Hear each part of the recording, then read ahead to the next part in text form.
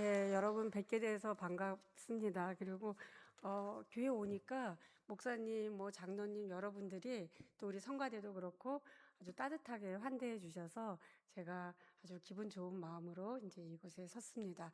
성가대 찬양도 또 기도해 주시는 우리 집사님도 이제 너무 감사하게 이제 이런 것들을 보면 이 예배를 위해서 많이 기도하시고 많이 준비하셨구나 이제 이런 생각이 들어서 제가 저도 이제 여러분들의 기도에 이렇게 묻어서 오늘 같이 하나님의 은혜를 경험하기를 원합니다. 목사님이 저한테 이제 그 설교를 부탁하시면서 교회에 대한 이야기를 했으면 좋겠다 이런 말씀을 하셨어요. 그래서 제가 그럼 교회에 대한 이야기가 뭘까? 어떤 본문을 택하면 좋을까? 라고 하다가 택한 본문이 오늘 지금 여러분과 같이 읽은 본문입니다. 중간에 조금을 읽었지만 여러분들이 이거 읽으시면서 금방 이거 사마리아 사람 비유구나. 너무 잘 아는 비유구나. 그렇게 이제 생각하셨을 거예요. 그러고 한편으로는 제가 교회에 대한 이야기를 한다고 하니 사마리아 사람하고 교회에 대한 이야기가 그렇게 연결이 되나? 그리고 여기다 지금 우리 목사님 말씀해 주신 것처럼 모르는 사람이라는 이상한 제목이 지금 연결이 되나? 근데 여러분들 듣다 보시면 깜짝 놀랄 만큼 연결이 잘 된다는 것을 알 수 있으실 거예요. 자, 예수님이 사람들에게 이제 비유를 이야기합니다. 근데 이 비유는 사실은 어떻게 해서 나온 거냐 하면 어떤 율법학자가 나와서 자, 어떻게 하면 영생을 얻습니까? 라고 질문을 하는데 그 질문에 대해서 예수님이 그가 진짜 잘 아는 대답을 하는 거예요. 하나님도 잘 섬기고 이웃도 잘 섬겨. 그랬더니 이 사람이 그러면 이웃이 누구입니까? 내가 누구한테 잘해야 됩니까? 이제 이런 거를 물어보는 거예요. 거기에 대해서 사마리아 사람 비유가 나오는 겁니다. 오늘 제가 PPT 하나 가져온 거 띄워주시면 여기 그리 잘 보이시는지 모르겠습니다. 자, 여기 보면은 어떤 사람이 강도를 만나서 쓰러져 있어요. 그러니까 이 강도 만난 사람 이야기가 나오면서 누가 저 사람을 구해줬으면 좋겠다라는 것들은 뭐 자연스럽게 나오는 건데 마침 제사장이 지나갑니다. 그러니까 제사장이 지나가면 제사장이 저 사람을 좀 도와줬으면 좋겠다라는 생각을 할 텐데 그 제사장은 그를 보고 피하여 지나갔어요. 그래서 제가 빨간 글씨를 해놓은 겁니다. 제사장의 행동이 어떠한가? 그를 보고 피하여 지나갔다. 근데 그 다음에 레위인이 지나갔어요. 레위인이라도 저 사람을 좀 도와줬으면 좋겠다라고 생각을 하는데 그도 역시 그를 보고 피하여 지나갔어요. 똑같아요.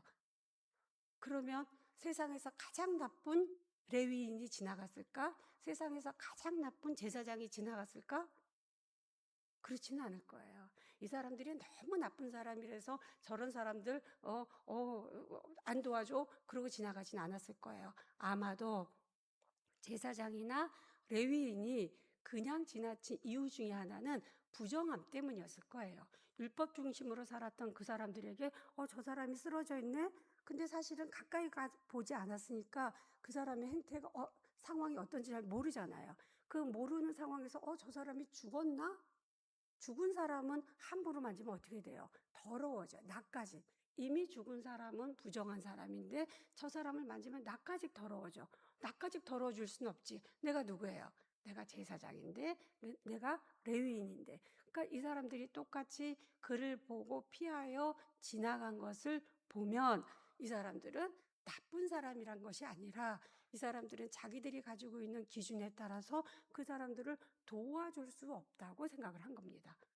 누구만 한 거냐면 나만 생각한 거잖아요. 저 사람이 죽든지 말든지 나는 나의 정결함을 지켜야지, 나의 깨끗함을, 나의 거룩함을 지켜야지. 이게 이 둘의 모습이었다면 세 번째 사마리아 사람이 지나갑니다. 근데 이제 여러분들이 이것을 글로 보지 않고 이런 비유의 이야기를 들을 때 예수님이 비유를 이야기하던 그 자리에 내가 있으면 어떨까라는 생각을 가지고 한번 비유를 들으신다면 사마리아 사람이 지나갈 때 사람들 반응이 어떻겠어요? 예수님의 비유를 듣는 사람들 반응이. 야, 제사장도 그냥 지나가고 레위인도 그냥 지나갔는데 사마리아 사람이 뭘 하겠느냐?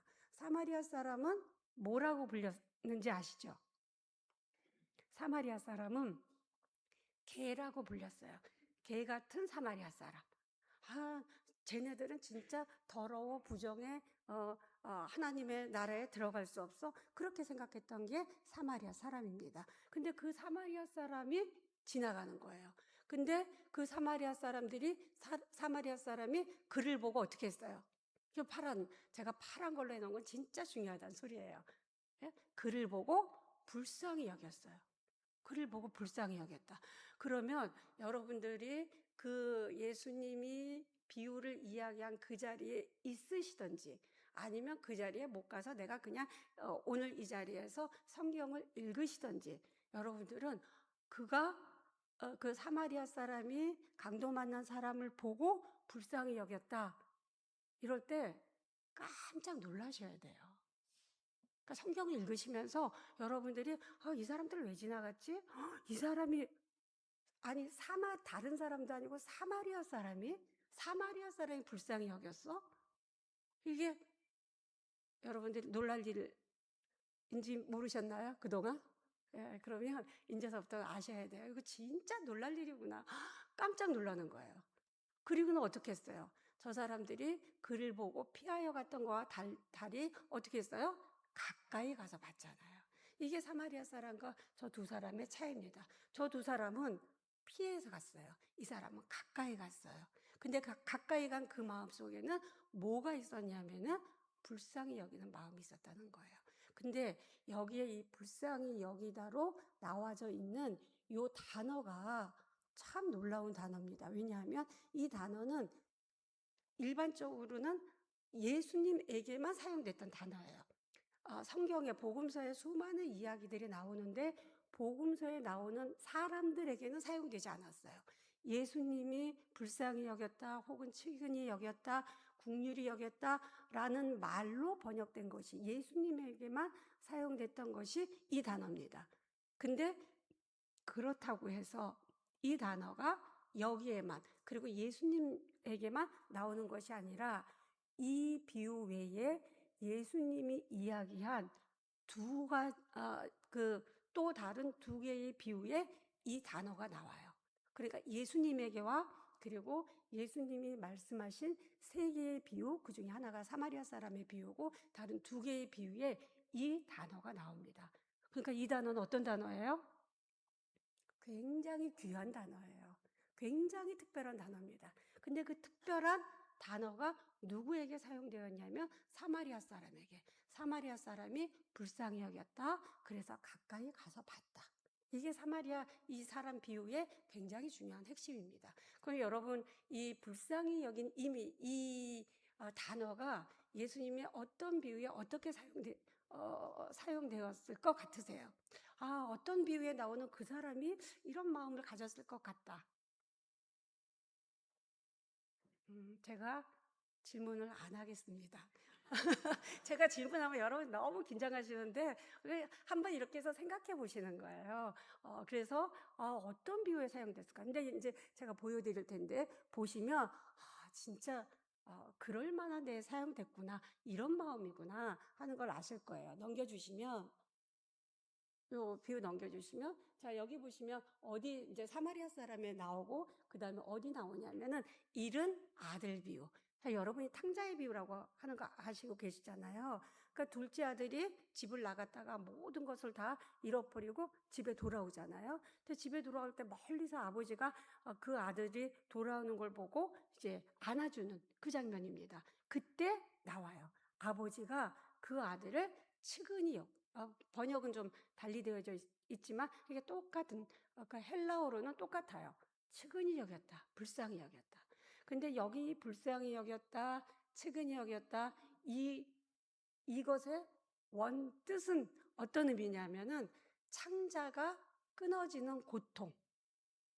이거예요. 그냥 아우 좀 불쌍해. 이 정도가 아니라 창자가 끊어지는. 그러니까 사마리아 사람도 이래서 놀라운 거예요. 그래서 여기서 뭐가 나오냐면 모르는 사람이잖아요. 길거리에 쓰러져 있는 모르는 사람, 처음 보는 사람. 근데 그 사람이 그렇게 강도 만나서 지금 죽을 것 같고 살 것 같고 그 상황을 보고 사마리아 사람이 창자가 끊어지는 고통을 느꼈다는 거예요. 그리고 그것은 누가 겪었던 고통과 똑같으냐 하면은 아버지가 둘째 아들이 지금 어떤 형태로 옵니까? 소위 말해서 거짓골을 하고 오는 거잖아요. 저 거짓골을 하고 오는 그 아들을 보고 아버지가 가졌던 그 마음이 불쌍히 여기는 마음이에요. 그래서 그 고통을 내가 같이 동감하는 거죠. 너 진짜 힘들었겠다. 너 힘든 거 내가 똑같이 느끼다 보니까 내 애간장이 끊어진다. 이게 불쌍히 여기는 거예요. 그 다음에 다른 한 군데가 어디 나오냐면은 마태복음 18장에 보면은 그 용서하는 주인에 대한 이야기가 나옵니다. 만 달란트를 용서해줘요. 근데 그 만 달란트 용서해주는 그 주인의 마음이 뭐냐면 그를 불쌍히 여겨서예요. 만 달란트는 어마어마한 돈입니다. 지금으로 만약에 치면은 요새 조 단위 부자도 나오고 하는 마당에 뭐 그렇게 놀라울 것도 없을지 모르지만 어쨌든 너무 큰 돈이에요. 그러니까 가령 막 100억은 요새 돈도 아닌 것 같아서 그냥 제가 아주 큰 단위를 모르겠네요. 500억, 예, 500억. 저 사람이 500억을 빚을 졌다. 저거 못 갚을 것 뻔히 하잖아요. 그 불쌍하잖아요. 이 주인이 그 마음을, 제가 못 갚을 텐데 진짜 불쌍하다. 다 탕감해 준 거예요. 그게 불쌍하다예요. 근데 문제는 뭐예요? 500억을 탕감받은 이 사람이 나가서 100데나리온 자기한테 빚진 자를 만난 거예요. 근데 이 사람한테는 이 불쌍한 마음이 안 생겼어요. 그래서 100데나리온은 이 500억이라고 생각하면 100데나리온은 한 100만 원 정도라고 생각하시면 돼요. 자기는 500억이나 탕감받고 100데나리온, 100만 원 자기한테 빚진 사람한테 너 내놔. 그래서 주인이 이 소리를 듣고 다시 5억으로 가둔 겁니다. 그래서 이 비유는 뭐냐면 야, 너 탕감 받았잖아. 너 불쌍히 여김 받았잖아. 불쌍히 여김 받은 것은 뭐 하라는 소리예요? 너도 가서 불쌍히 여기라는 소리예요. 오늘 제가 우리 목사님 아까 그 회개 기도 드릴 때 진짜 같이 회개 기도 드리면서 은혜를 많이 받았습니다. 근데 목사님 맨 마지막에 뭐라고 하냐면 우리를 불쌍히 여기소서. 우리가 회개 기도할 때 불쌍히 여기소서 그렇게 기도하잖아요. 이렇게 기도하는 것은 우리가 확신이 있어요. 하나님이 나를 불쌍히 여겨 주실 거다. 그래서 우리는 교회라는 건 딴 게 아니에요. 교회라는 것은 하나님으로부터 불쌍히 여김을 받은 사람들의 모임이에요. 네, 목사님이 교회에 대해서 얘기해 주셔야 할 때 제가 이 본문을 떠올린 것은 이 때문입니다. 우리가 어떤 존재인가? 내가 불쌍히 여김을 받은 존재다. 그래서 그럼 뭐예요? 불쌍히 여김을 받았으니 나는 나가서 다른 사람을 불쌍히 여겨야 할 책임이 있어요. 그러니까 교회는 불쌍히 여김을 받은 사람들이 서로 불쌍히 여기며 그리고 나가서 불쌍히 여기면서 이웃이 되는 것이 교회입니다. 그게 교회인데 생각해 보면 내가 교회 안에서도 내가 진짜 불쌍히 여겼냐? 저 사람을? 불쌍히 여기면 어떻게 해야 돼요? 가까이 가서 봐야 되잖아요. 근데 내가 가까이 갔나? 저 사람에게 가까이 갔나? 근데 사실은 생각보다 많이 가까이 가지 못해요. 왜냐하면 우리는 교회에서 사람을 안 보고 자꾸 뭘 봐요? 교회에서 자꾸만 일을 봐요. 일을 해요. 야, 이번에 무슨 행사 있잖아. 근데 그 행사에 사람이 딱 둘로 나눠요. 일을 하는 사람과 일을 안 하는 사람. 그래서 일을 안 하는 사람 보면 너무 어때요? 속이 뒤집어져요. 왜 일을 안 해? 왜 이걸 안 해? 저걸 안 해? 근데 그 사람이 어떤 상태인지 가서 봐주질 않아요. 그 사람이 불쌍하지 않아요. 단지 일을 안 한다, 시간에 늦는다, 이걸 못한다, 저걸 못한다, 저렇게 하려면 왜 권사를 했냐, 저렇게 하려면 왜 구역장을 했냐, 수많은 이런 이야기가 나올 뿐이에요. 바리새인들이 나는 정결법 때문에 저 사람 갈 수 없어. 라고 하는 것처럼 이제 한국 교회는 자꾸만 일 때문에 사람한테 못 가요. 그 사람을 안 봐요. 그리고 사람을 보라 그러면 뭐라 그래요? 야, 그 사람 이런 일이 있대. 좀 돌봐줘야지. 그러면 뭐라 그래요? 아, 우리 구역도 아닌데. 이때 무슨 말이 나오는 거예요? 모르는 사람인데가 여기 나와요. 바깥에 대해서, 세상에 대해서 나 그 사람 모르는 데가 아니라 교회에서도 아, 나 잘 모르는데. 온 지 얼마 안 됐잖아. 제일 많이 듣는 거 또 저는 이런 건 것 같아요. 우리 구역이 아니야. 제가 그럴 때마다 구역을 다 없애버리든지 해야지 자기 구역 아니면 이게 지금 뭐 하자는 건가. 예, 다 이렇게 있어요. 그래서 누구만 불쌍해 여겨요? 내 그룹 안에 있는 사람들만. 우리도 그렇게 나쁜 사람들이 아니에요. 내 친척, 내 이웃, 내 가족은 얼마나 불쌍히 여기는지 모릅니다. 그러나 조금만 넣으면 모르는 사람이야. 아예 그냥 뭐 한 번 인사도 안 했는데 뭐 얼굴만 아는데 뭐 이러고 지나가 버려요.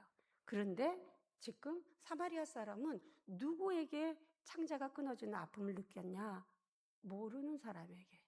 그렇다면 우리도 누구에게 창자가 끊어지는 아픔을 느껴야 되냐면 모르는 사람에게 느끼는 거예요. 이거 진짜 어려운 일일 것 같아요? 쉬운 일일 것 같아요? 예, 우리 어려운 일일 것 같다고 이야기를 하지만 사실은 생각해보면 쉬운 일이에요. 어렵지 않아요. 제가 이걸 어렵지 않다고 이야기하는 것은 이 사마리아 사람의 이야기를 그림으로 그려준 사람이 있습니다. 여러분 아마 잘 아시는 렘브란트라고 하는 사람인데 이 렘브란트가 사마리아 사람의 그림을 그렸어요. 이거는 여러분 보시면 아시겠죠? 이 사마리아 사람이 자기 말에다가 강도 만난 사람을 싣고 이제 여관 주인에게 인계하는 그런 그림입니다. 이 그림을 그렸어요. 근데 저는 이 그림보다 이 그림을 그리고 몇 년 후에 다시 판화로 그림을 그려요. 그게 그 다음 그림입니다. 예, 넘겨주세요. 요 다음 그림. 요건 판화에서 잘, 이렇게, 여러분들 잘 보이실지가 모르겠는데, 자, 이 두 그림을 비교해 보면, 여기 앞에 불을 좀 다 꺼주셨으면 좋을 것 같아요. 이 그림이 좀, 예, 예, 훨씬 낫죠? 예. 자, 그러면 이 두 그림을 비교해 보면 똑같은 그림이에요. 방향이 바뀐 건 판화가 이제 이렇게 찍혔기 때문에 방향이 바뀌었는데 똑같은 그림인데 똑같은 그림에서 요 첫 번째 그림에선 없었던 게 두 번째 그림에 나오잖아요. 이 두 번째 그림에 이 두 번째 그림 이게 뭐예요? 두 번째 그림에 뭐가 있어요? 예. 두 번째 그림에 개가 있어요. 그러니까 맨 처음에 그림을 그려놓고 이거 좀 고쳤으면 좋겠다. 그러고 거기다가 개를 하나 그려놨는데 더군다나 그 개를 여러분 아마 자세히 지금 거기서 보실래나 모르시겠는데 그 개를 자세히 보면 개가 앉아있는 이 뒤가 좀 시커멓게 되어져 있거든요. 그거를 이렇게 자세히 보면 개가 무엇을 하고 있는지 알 수 있어요. 개가 뭐 하고 있겠어요? 예? 예, 개가 똥 싸고 있어요. 예, 똥 싸고 있는 개를 3년 뒤에 엮다가 그려놨어요. 근데 너무 놀랍게 이제 그림 같은 거는 구도가 되게 중요한데 이 그림을 대각선, 개로부터 대각선으로 쭉 가면 그게 맨 위에 주막 주인 나오고 그 다음에 이 사마리아 사람 나오고 사마리아 사람 등 뒤에 붙어 있는 이 강도 만난 사람 나오고 개 나오고 똥 싸는 모습이 나오는 거예요. 그럼 뭐를 똑같이 만든 거예요? 똥 싸는 개와 사마리아 사람이 그렇게 긍휼히 여겨서 이 사람을 구해준 것을 똑같이 그려놓은 거예요. 렘브란트가. 너무 재밌죠? 예. 그래서 저는 어떤 때는 목사나 신학자보다 진짜 이런 예술을 하는 분들이 여기도 예술하는 분 아까 장로님 뵀는데 예술하는 분들이 진짜 대단하구나 이런 생각을 합니다. 그러면 도대체 이 두 개를 왜 같이 했을까? 그럼 똥 싸는 개를 보면 여러분들 어떤 생각이 드세요? 예? 뭐라고요? 예, 지저분하잖아요. 지저분하다, 더럽다. 예, 지저분하고 더러워요. 예, 진짜 그 바리새인들의 입장에서 보면 그 부정 자체예요. 근데 지저분하고 더럽지만 길거리에서 똥 싸는 개는 어때요? 개니까 가능한 자연스러운 일이잖아요. 그렇잖아요. 여기서 사람이 그러면 너무 이상하지만 오늘날 같은 그냥 뭐 애완견 저기 뭐 반려견 키우고 이러는 상황이 아니고 길거리 소위 말해서 똥개와 같은 길거리에 지나다니는 개가 길거리에서 똥 싸는 거, 그거는 자연스러운 일이에요. 그거 더럽다? 더럽지 한편으로는. 근데 그럼에도 불구하고 자연스러워요. 렘브란트가 노린 것은 이것이 아닐까? 야, 사마리아 사람, 강도 만난 사람 구하는 거? 그게 그렇게 더러운 일이냐? 그게 그렇게 부정한 일이냐? 아니야. 개가 똥 싸는 것처럼 자연스러운 일이야. 왜? 자연스러운 일이야. 어렵지 않은 일이야. 렘브란트는 이 예수님의 비유를 듣고 그런 생각을 한 것 같아요. 아, 어떻게 모르는 사람한테 창자가 끊어지는 고통을 느끼지? 어려워. 근데 아니야. 어렵지 않아. 가능해. 쉬운 일이야. 야, 개가 똥 싸는 게, 길거리에서 개가 똥 싸는 게 어렵냐? 안 어려워. 이 그림 한 장이 이 비유의 핵심을 매우 분명하게 이야기해 줍니다. 오늘 이 비유를 말씀드리는 것은 바로 이 때문이에요. 자, 우리는 긍휼을 입은 사람이다. 하나님으로부터. 근데 우리는 그 긍휼을 늘 아는 사람에게만, 내가 사랑하는 사람에게만 그걸 베풀었잖아요. 그래서 예수님도 이야기하잖아요. 자, 네가 아는 사람, 네가 사랑하는 사람, 그런 사람한테만 사랑 베푸는 거, 그거 그렇게 잘난 거 아니야. 그런 것은 이방인도 다 하는 일이야. 그래서 원수까지 사랑하라는 말이 나오는 겁니다. 모르는 사람에게까지도 네가 긍휼을 베풀어야지. 그게 율법을 완성하는 거고 그게 영생을 얻는 길이다. 그래서 이제 이 비유가 끝날 때 이 비유는 넘겨주시면 이 비유는 자, 내가 어떻게 해서 영생을 얻습니까? 내 이웃이 누구입니까? 여기에서 물었는데 예수님은 비유가 끝나고 그 사람한테 다시 물어요. 누가 내 이웃이 누가 강도 만난 사람의 이웃이 되겠느냐? 이웃은 정해져 있지 않아요. 이웃은 되는 겁니다. 그랬더니 이 사람이 자비를 베푼 사람입니다. 너도 그렇게 해. 그게 영생을 얻는 길이야. 우리 교회를 교회로 만드는 것은 나는 이 사람하고만 친해. 나는 여기서 하나님의 말씀만 들을 거야. 하나님의 말씀만 듣는다고 되지 않습니다. 무엇을 해야 되냐? 자비를 베푸는 거예요. 이 자비는 뭐냐? 사마리아 사람이 했던 것처럼 모르는 사람한테 오늘 저분 처음 오셨구나. 처음 온 사람한테 가서 내가 그동안 인사 못했는데 인사해요. 무슨 일 없어요? 가까이 가서 말을 걸어주고 물어봐 주는 거예요. 오늘 제가 저희 남편하고 같이 와서 제 설교가 끝나면 저희 남편이 찬양을 할 텐데 저희 남편이 한 10년 전에 뇌종양 걸려서